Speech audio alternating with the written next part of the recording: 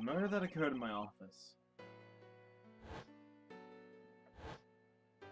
The return of the great thief Yatagarasu. Thinking back, everything began on that fateful day 2 days ago.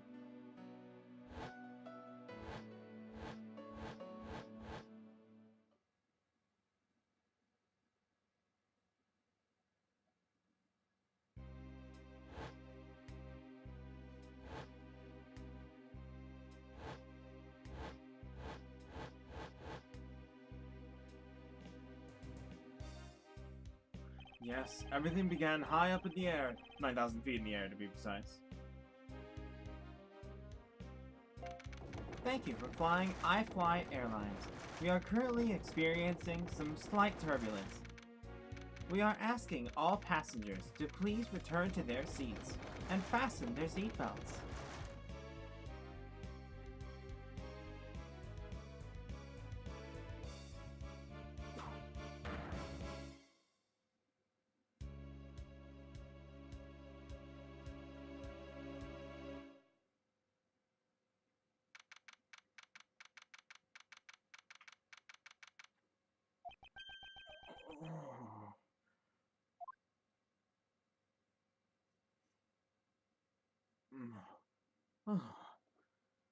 Why do I feel like I just woke up from a horrible nightmare? 6:13, huh?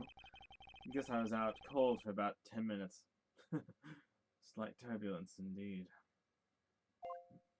Ladies and gentlemen, we are currently experiencing some slight turbulence. For your safety, we ask that you return to your seats and fasten your seatbelts. I suppose turbulence is to be expected on a flight. Though admittedly, I'm less than comfortable with anything resembling earthquakes.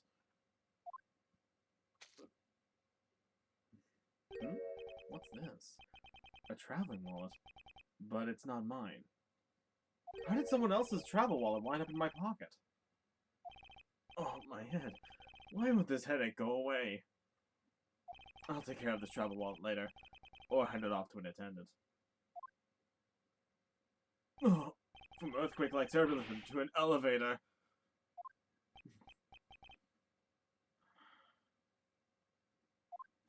What am I doing hesitating like this? Actually, I know full well why I hesitate. It was when I was still but a young child. I was caught up in a murder that happened in an elevator. But how long am I going to let my past haunt me? It's just an elevator. I'm a grown man now. I need to behave like one.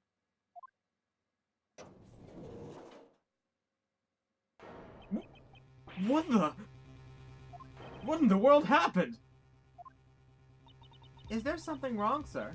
I must ask that you please return to your seat. See? He's dead! Please calm down. We mustn't jump to conclusions without all the facts. What's wrong? Something happened? You murderer! What? No! You have it all wrong! It wasn't me! Thank you for boarding Turnabout Airlines. You may please take your seat. I'm Louis Van 64D. This is Miles Edgeworth Investigations. Goodness me. Everyone, I am sorry to interrupt, but I have an important announcement. I am one of your flight attendants today, Rhoda Tenero. Rhoda Tenero. Unfortunately, we have just had a minor accident on this flight. An accident? Don't treat us like we're stupid. I caught a glimpse of it. It was a murder. What? Murder? What's going on in this flight? Everyone, please calm down. There's no reason to panic. This flight will stay on course and make a scheduled landing. We are still currently in the middle of a rough patch of turbulence. So until we are out of this area of turbulence, I ask that you please remain seated. But someone was killed, right? I mean, what about the killer? Let him off! Let me off! Please, there is no need to feel threatened. We have already apprehended the culprit.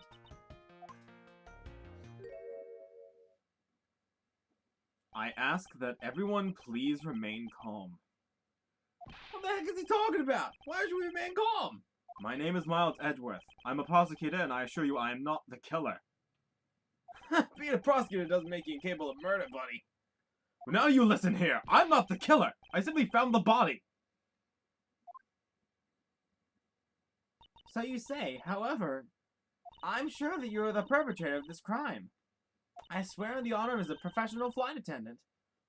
Oh, is that right? I know what I saw. And there's even very strong incriminating evidence to back me up. What kind of incriminating evidence is she talking about? We already alerted the proper authorities at our destination. Until we land, you will remain in our custody by the power vested in our captain. I'm very sorry, but please understand our situation. Your situation? I'm more concerned with mine and the direction it's going in. I'm not about to just sit idly by when I get accused of murder. Miss De Niro, was it? Yes? I was wondering if you might give me a chance. A chance to do what? A chance to plead my case. And a chance to ask what you meant by incriminating evidence just now. To accuse a passenger of such grave crime without allowing him to give a proper defense. Can the professional flight attendant inside of you really call this action righteous? You have a point. Very well, I'll listen to what you have to say. But be wary of what you reveal. I'm afraid you'll only look even more suspicious if your explanation fails to satisfy. I also do not have the time to deal with you all day, so please make it quick. Of course, as you wish. Good. Very well then, let's get started. I know for a fact that I didn't kill that man in the elevator. What I don't know is what sort of evidence she has up her sleeve. But I'm certain it doesn't fit with how the crime really occurred. Let's get started.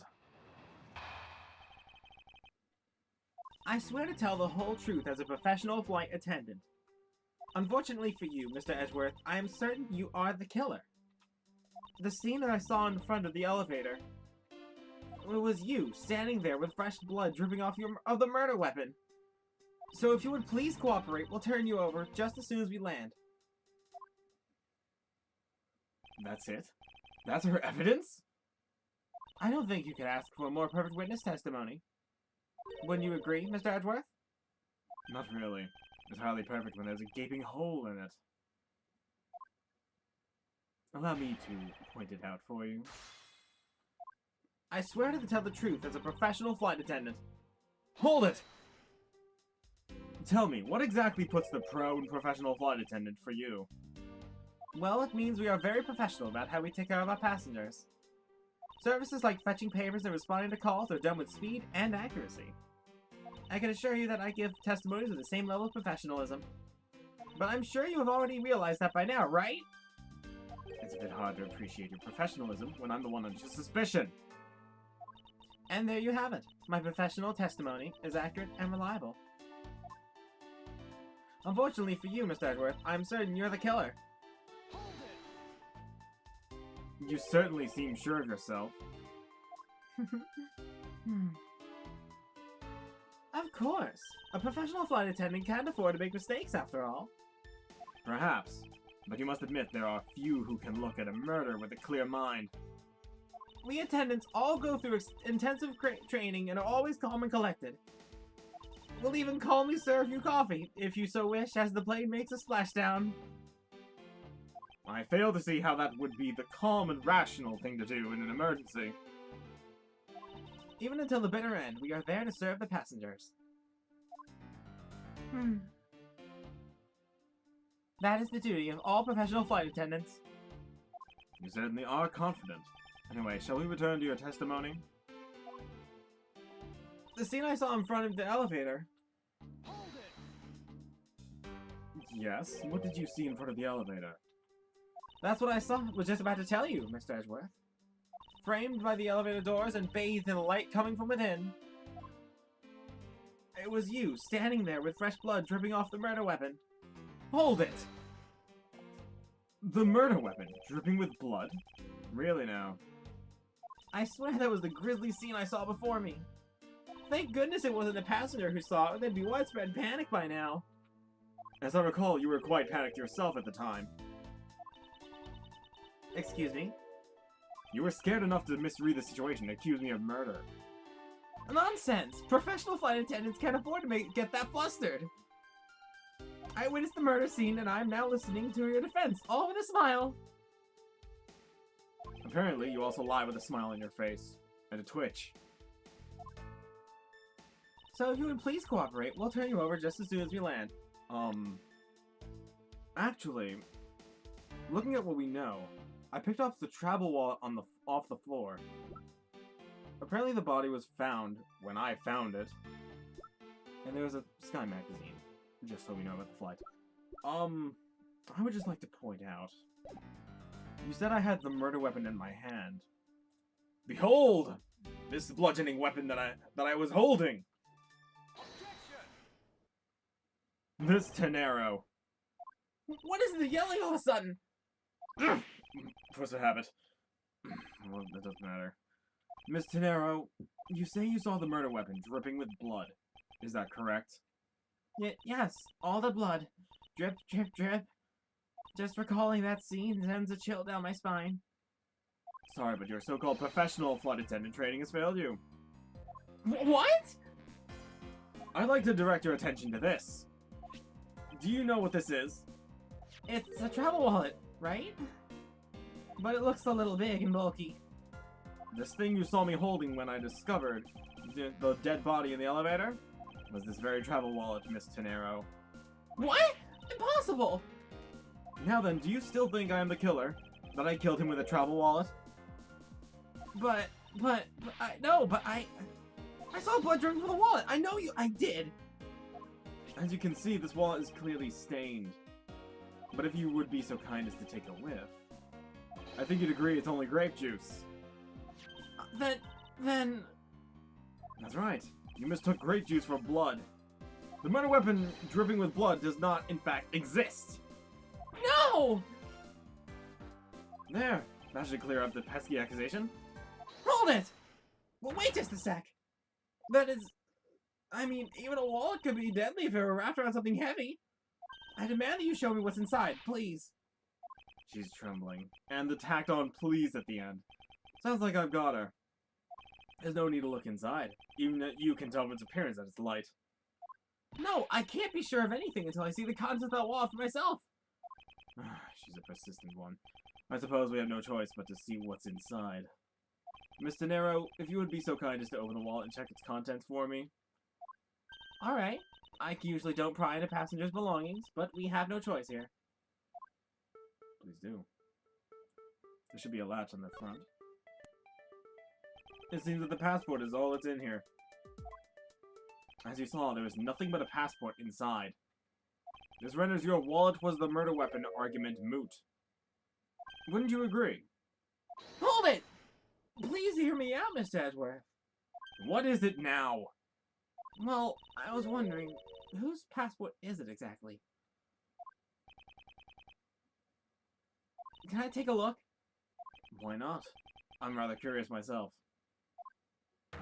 This is... Just as I thought. This travel wallet belonged to Mr. Ackby Hicks, which makes it the victim's property. That it does. You stole the victim's wallet, didn't you? How dare you! You said it yourself. You claimed to have been holding this wallet in your hands when I found you. Perhaps I did misconstrue the wallet for the murder weapon, but it seems that I wasn't wrong about who the culprit is. Very persistent, aren't you? As you claim, the murder weapon is not the travel wallet. However, it is something you stole from Mr. Hicks after you were done with the vile deed. I found it hard to believe myself, but your motive was very simple.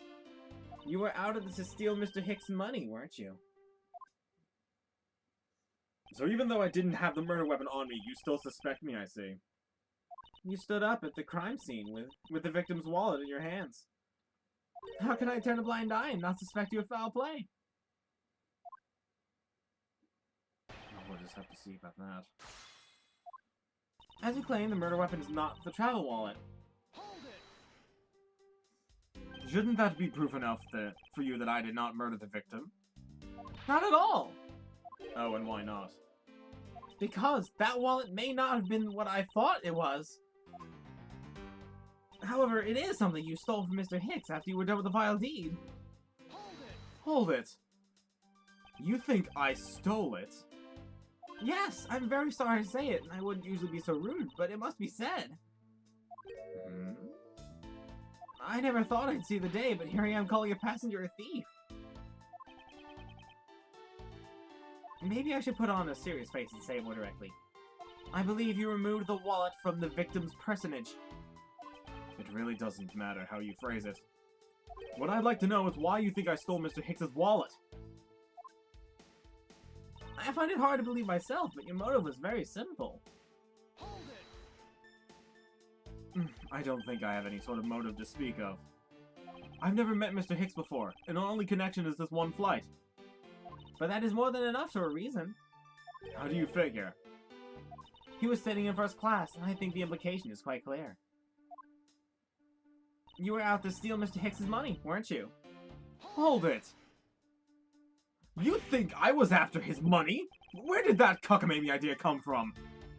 True, you were also a passenger in first class, but I thought something was off about you and those deeply etched lines on your forehead.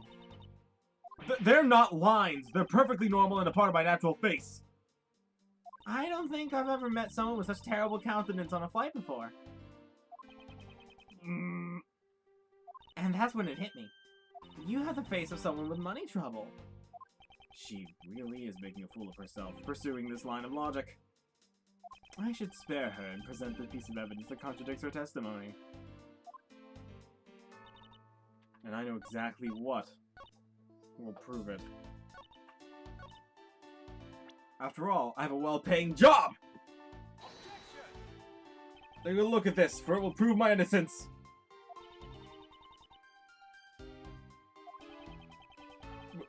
Well, say something!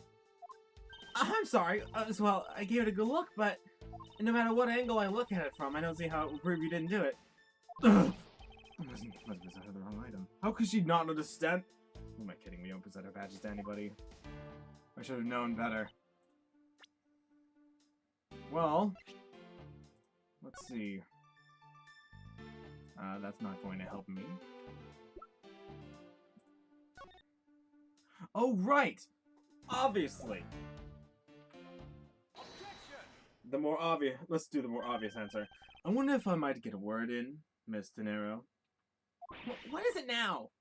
Miss Tenero, I wonder if you noticed the contradiction within your own testimony. What are you talking about? It's simply impossible that the motive for this murder was monetary theft. One glance at the crime scene should have told you that. What about this scene would prove that the motive for the murder was not the money? Well, for example, the money. If I may direct your attention to the things strewn all over the floor. Oh, that's right. The floor is covered in bills and coinage. By your rationale, they were the very things the killer was after. Oh! And I think we can assume that the wallet fell during the victim's struggle with his killer. And I would think that the killer would have noticed something like money scattering everywhere. Furthermore, as you can see, there was no effort made by the killer to gather the money. But the wallet. Objection! Yes, the wallet. You will also recall that the only thing in it was Mr. Hicks's passport. Oh! If you are really insisting that it was a crime based on greed, then you're claiming that it was all for an empty travel wallet. Forgive me! Please! What the heck? Are you saying the attendant's wrong? The guy isn't the killer? Don't believe it, everyone. It's a trick! Will you all please be quiet? Miss Tenero. Yes? You lost your cool when you saw the dead body. Plus, the lounge was dark and looking into the light from the elevator. It's easy to see how you mistook the wallet in my hand for the murder weapon. I take no offense that you thought that I was the killer. Mr. Edgeworth. Thank you for releasing me. それがオスが信じないでください。 What is it now? あなたは本当に知らないできますか? Mr. Nero, if you could please translate, I would be much obliged.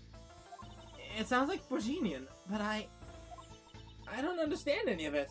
There's another attendant on this flight who... I said that he was giving the runabout! I don't require an interpreter. I speak English as well, see? You, the attendant! Yes, sir! I want this person to be on the arrest until you arrive at the airport.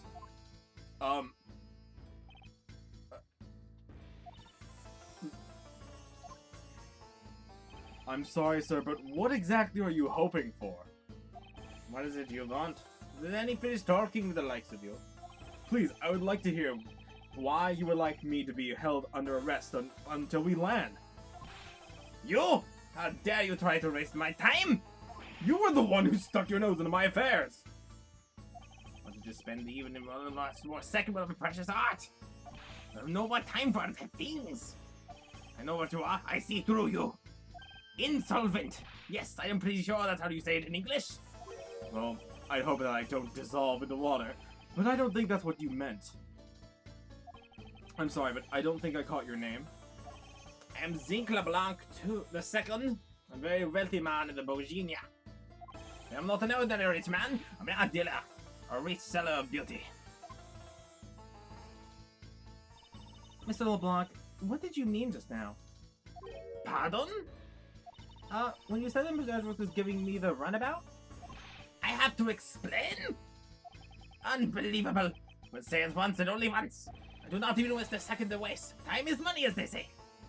Yes, and yet you continue to blather on. I saw it, yes I did. I saw the victim go into the elevator. Get down in the lounge! It was exactly at 6 o'clock.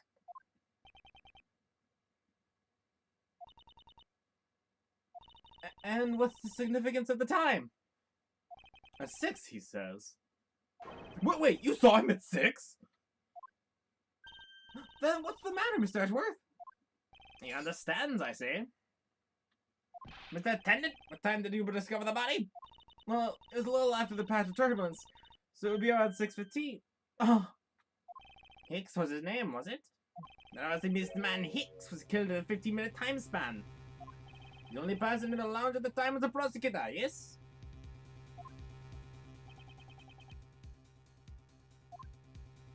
Yeah, I was in my seat the whole time. Me too. I was watching the movie and enjoying a fine glass of grape juice. I'm still eating. I still haven't finished, see?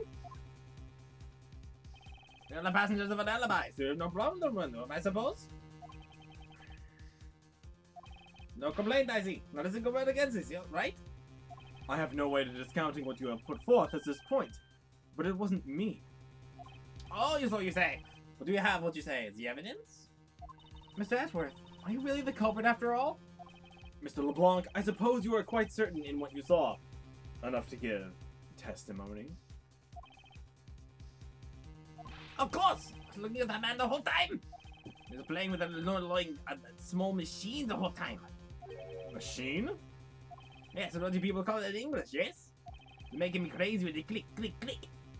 What is this description? It sounds like some sort of small computer.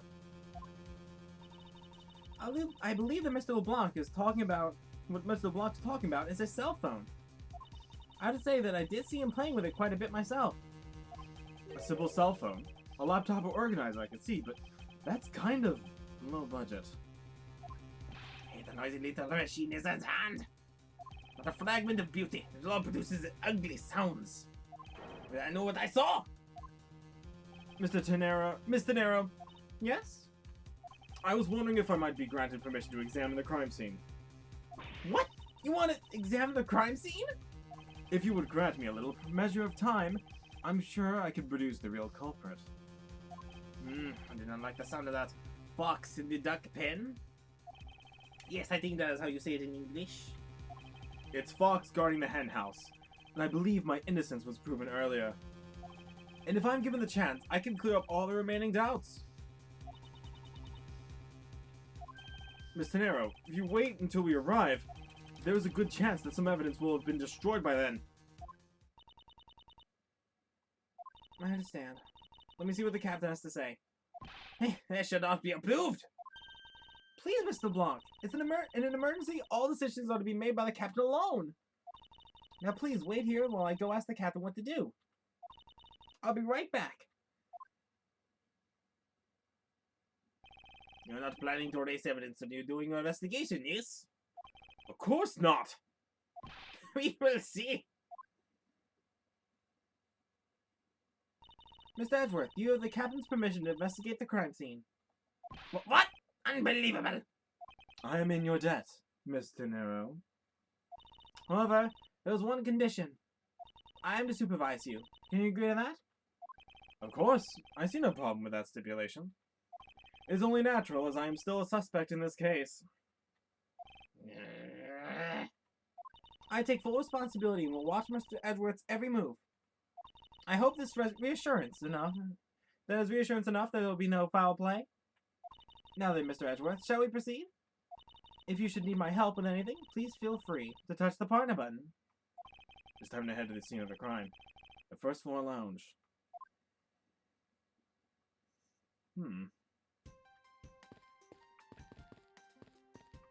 What is this? This was Mr. Hicks's seat. I don't see the machine Mr. LeBlanc is talking about. Perhaps it is in the elevator. Maybe. We should probably head down to the crime scene now. Here's my seat. It's my seat. Unfortunately, I didn't bring anything particularly useful for an investigation. It's not as if I'm consistently prepared for such a thing to occur. What's the lifesaver doing here? I bought it at the flight shop just beyond the lounge. If something would happen, one will save your life. I think this guy would have been better off not taking a plane to begin with. That's just me. What's over here? Oh, this is the lounge. I have found it. I guess I couldn't have taken the elevator. I want to thank you for your help back there, Miss De Niro. It was nothing. You should thank the captain for granting you permission. And just so everything is perfectly clear, I still don't trust you to that extent. I don't want you to think your standing with me has changed. I see. I will bear that in mind. I received an order from the captain earlier. He wanted you to know that we reserve the right to stop your investigation if we feel you're not making progress. And when we do, he asks that you please return to your seat at that time. So my time runs out at his and Screw's discretion, does it? I have to find a way to discredit Mr. LeBlanc's testimony before time's up. I understand. By the way, is there any place you can think of where the killer might hide on board? I don't think so. After every first-class passenger was accounted for in his or her seat, we made a thorough search of the plane. As for business and economy class, no one can move between the two classes in first class without a staff key card. And we found no record of a key card being used at all. Which means that I have a first-class killer in my hands. At least I know that much for sure. And one other thing. No one else has been allowed near this crime scene since the murder was discovered, either. That is important to know. Now then, let's get started. But where should we start from? Let's start with Mr. LeBlanc's statements. The crime occurred between 6 a.m. and 6:15 a.m. During that interval, the only person in the lounge was myself, which would make me the prime suspect. However, since I did not kill Mr. Hicks, that means the killer was around somewhere. If we're to believe what you say is true, then yes. The first order of business will be to gather information to win your trust. Well... The in-flight shop is just beyond these shutters. But we don't have permission to open them, so I'm afraid I must leave them closed. There must still be clues to be found here in the lounge, else we may never vigilant. Glasses and candles thrown into disarray by the turbulence. It's been a while since I've seen this big of a mess. It's terribly embarrassing, but I thought it was an earthquake for a second. and I frantically started searching for gas valves to shut off. I guess the shaking of the plane was bad enough to be mistaken for a real earthquake. Not that I would know, since I was unconscious for most of it. A pity that a bronze statue knows not when good drink has been spilt at its feet. That's the statue of our founder, Mr. Hugo Eyefly, who was a big fan of grape juice. I'm sure he would be thrilled if he knew so much grape juice was there at his feet. Is that a hint of hero worshipping at attempt?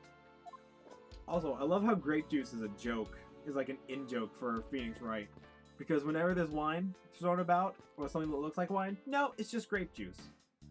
And it's not that they're censoring that, no, it's just the creator of Phoenix Wright just loves grape juice so much, and he loves the joke. I love that so much. These counter windows offer a glimpse of the sky, but these clouds, they tell me nothing. Mr. Edgeworth, you look like you're talking to the clouds. Is that so? Then tell me, what do you suppose I said to them? I don't know, but it looked like a rather one-sided conversation. The clouds, they tell me nothing. Even still. The bottles and glasses must have been broken by the turbulence. There's quite a bit of broken glass here. Please be careful when passing through the area. Thank you very much for the warning, Mr. Edgeworth. However, no matter how kind you are towards me, know that it is not clear any suspicions I have about you. I wasn't warning you for the sake of clearing my name! This door leads to the flight attendant's room. But please understand that it's off limits to unauthorized personnel. The room is giving off the scent of women's perfume. One would think the perfume would smell great, however, but to me it simply smells. Not that I have any interest in what lies behind this door. Perhaps we should return the investigation, Mr. Edgeworth. Mr. Edgeworth? Sorry, I spaced out for a second there.